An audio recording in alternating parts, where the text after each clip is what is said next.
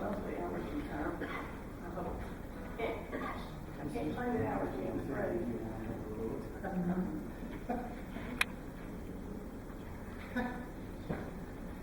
Well, you're going to know this song. It's in your hymnal. So what I'm doing is I'm inviting you to sing along. I do it a little different, but you're starting to get used to that side of me. That little different side. So you'll pick up on it real quick.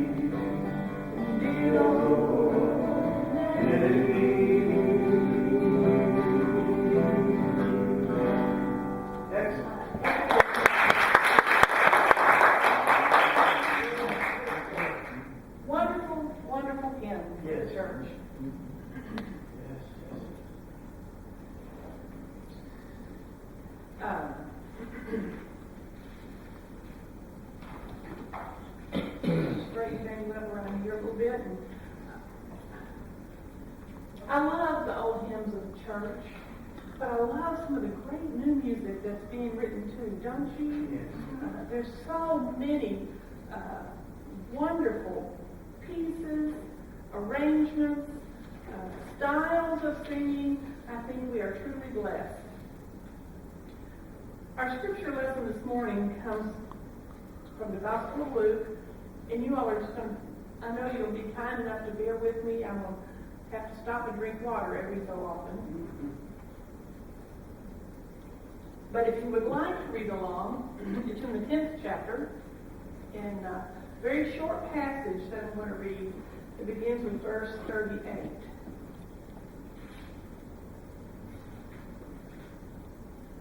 Now, as they went on their way, he entered a certain village where a woman named Martha welcomed him into her home. You know who he is, Jesus. She had a sister named Mary who sat at the Lord's feet and listened to what he was saying. But Martha was distracted by the many tasks. So she came to him and asked, Lord, do you not care that my sister has left me to do all the work by myself? And I'm just going to stop here for a minute. Do you ever wonder how old Mary and Martha were? I don't know. It sounds like a teenager to me. I'm doing all the work. Is nobody noticing? Tell her then to help me. And isn't it true when we ask for help? I'm giving you a little aside here in our scripture. You ever ask for help and get an answer like this one? But the Lord answered her, Martha, Martha, you are worried and distracted by many things. There is need of only one thing. Mary has chosen the better part, which will not be taken away from her. May God bless our hearing of God's holy word. You know, I often, when I think about this, what is this story about? I mean, I don't think it goes where we think it's supposed to go. So let's cut to the chase. The point of this story, isn't this nice? I'm just going to tell you right up front. The point of this story about Mary and Martha is not how women please or displease God by the choices they make, but how people, men and women, please or displease God by the choices we make, right? And the moral is simple. Now I'm really getting to the point. Here it comes. The moral is simple. Hearing or receiving Jesus. Hearing or receiving Jesus takes precedence over doing things for him.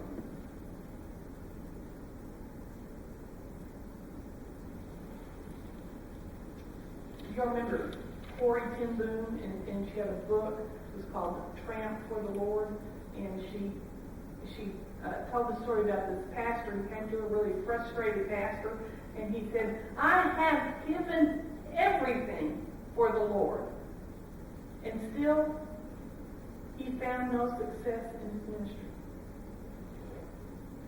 She indicated that her suspicion was that success in ministry is more related to what one receives from the Lord rather than what one gives.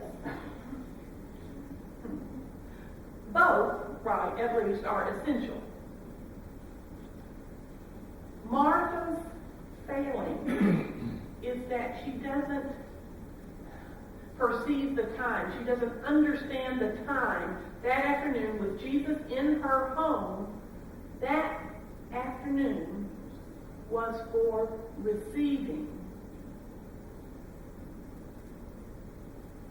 Luke wrote the gospel just shortly after kind of the first generation of Christians had all died.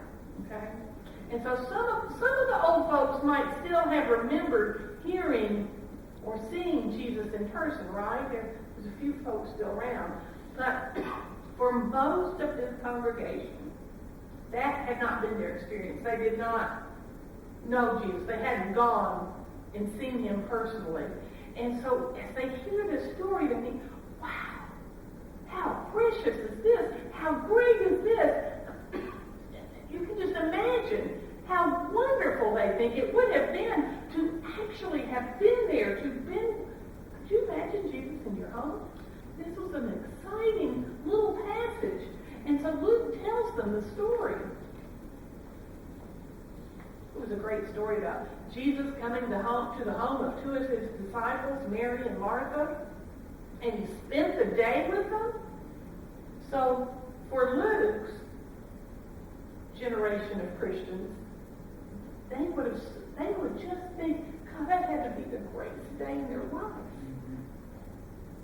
But as it turns out, the story kind of takes a turn, doesn't it? One of the two was too busy. Too busy that day to really spend any time with Jesus. Too busy? That's incredible. That's ludicrous, right? How could anybody devoted to Jesus be too busy to just sit at his feet or sit at his side and listen to his words? If Jesus came to your home, where would you be? Right there with him? Or in the kitchen, fixing something to eat? Making another pot of coffee? See, what could be more important than Jesus coming to your home? Spending time. Now, I'm going to take you on a little journey in my history. I'm going to take you back to February 26, 1994. It was a Saturday that year, and we had a small tragedy in our home.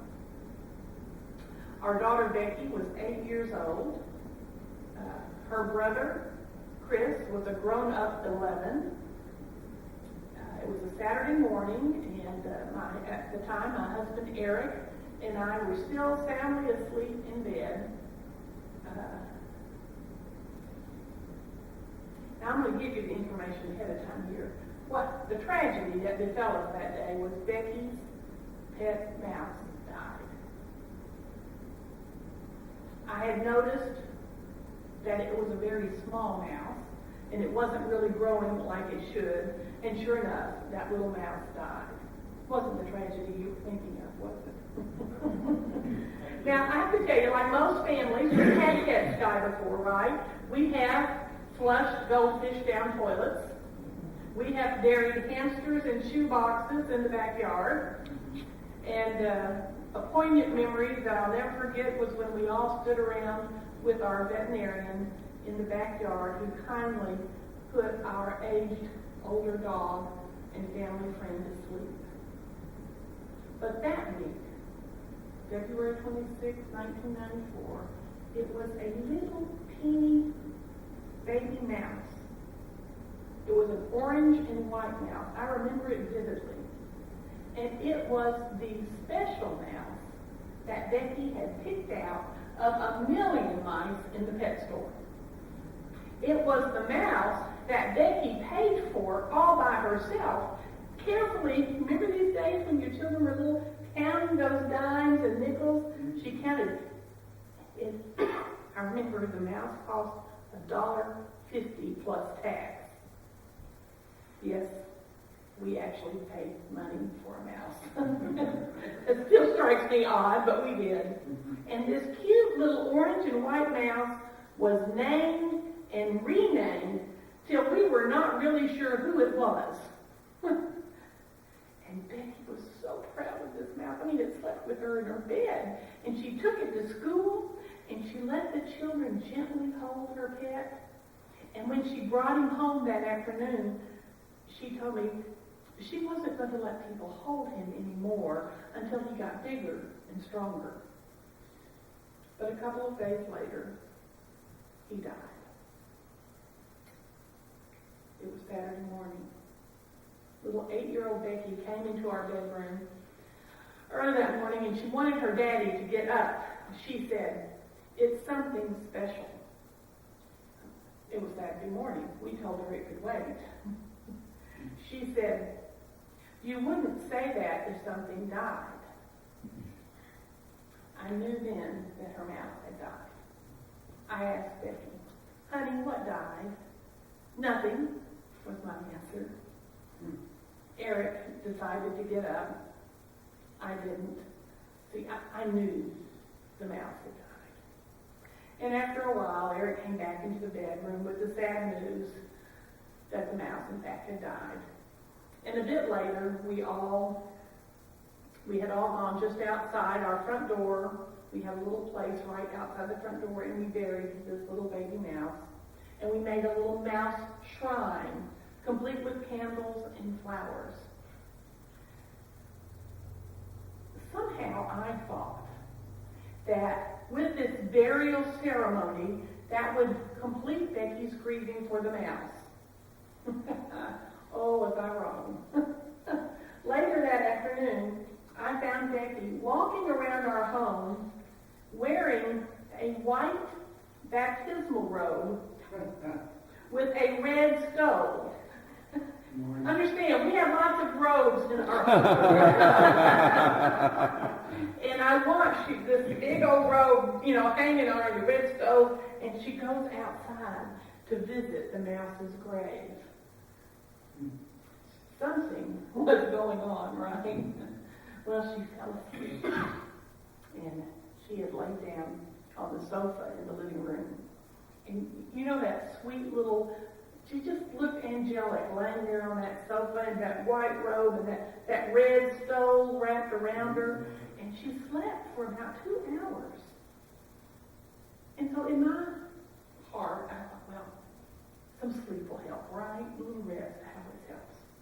Well, she got up. She played with her brother for a little while. When I next noticed her, I hope y'all have been through this in your lives, but I suspect that you have. When I next noticed her, Becky had changed out of the white robe to a purple one. Her stole was now white.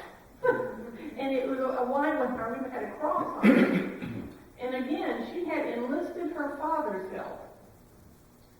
She still has her daddy wrapped around her little finger. And this is 20 years ago this happened. So. Her father and her had dug up the mouse. And now they were trying to build a funeral pyre. They lit candles, they gathered sticks to burn, but they could not get the fire going. You see, Becky had decided she needed to cremate her mouse. So, in desperation, what they decided was to use the fireplace in the living room. So, with the help of a fire log, you know the kind I mean? You buy them in the wrappers, you put them in, you strike a little match in the paper. They finally got the fire log lit. And Becky laid her little furry mouse on top of it, and she called her brother in to watch it burn. And they watched for a few minutes, and then they left, and then they went to play. And when they came back, she asked her brother, Chris, if the mouse was all burned up. He said no. She decided to check. And she decided that, in fact, the mouse was cremated. But they needed something to put the ashes in. Well, she went back into her bedroom and found an old Christmas tin that had Christmas candy still in it. She took the candy out, washed the container, and then, using fire tools, she carefully kind of scooped up, lifted the remains of the mouse from the fire and put them in this little container. She brought the ashes to me. She opened that little candy container and showed me the remains of her mouse. And in all my eloquent ability to speak, I managed to mutter, "Oh." Becky set the container with the dead remains of the mouse on the side table. She took off her purple robe and off her white stole, and she went outside to jump on the trampoline with her brother. I watched all these actions of an 8-year-old girl. I watched as she was internalizing, right, her understanding of the meaning of death. And what struck me was she did it in terms of her faith. See, what does it mean to believe that Jesus is the Christ? Does it mean that we put on robes or the clothes or the attitude that remind us of whose we are? How do we discern that Jesus is calling or speaking to us today? Now I'll take it back to Mary and Martha. See, Mary and Martha were both disciples of Jesus, right? And on this occasion, on this day, Mary knew how to discern the appropriate response for Jesus' visit. But Martha didn't.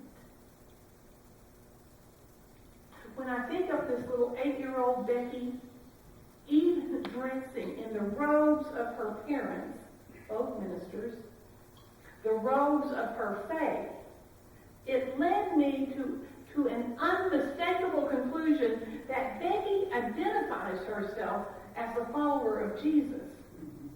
She was and is learning whose she is by knowing who Jesus is. Simply, and I know you've experienced this too, simply by watching a child working through the loss of a pet, we can be reminded of our own task. To learn whose we are by discerning who Jesus is, and then by discerning whether it is the time to simply receive from Jesus or whether it is time to serve Jesus. Two distinct times. Now, we probably will not learn this lesson through the death of a mouse. But it might be from the death of a friend, or a partner, or a spouse, or a parent. Or it might be through some particular hard time in our lives.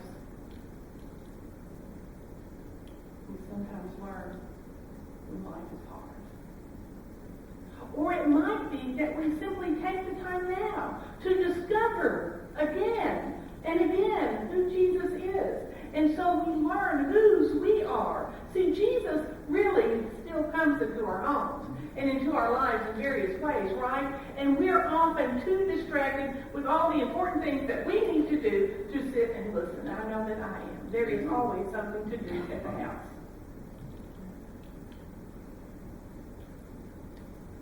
But it's also important to understand that being contemplative is not better than being assertive. The point, whatever our personality, the point is to be able to discern the time. There are moments when Jesus comes that such a kairos or revelation or communion arrives, and a lot of important things simply become trivial, right? There is only one thing needful. There is only one thing needful. In this story of Mary and Martha, on this day, Mary knew what was needed, and Martha didn't. Today is our choice.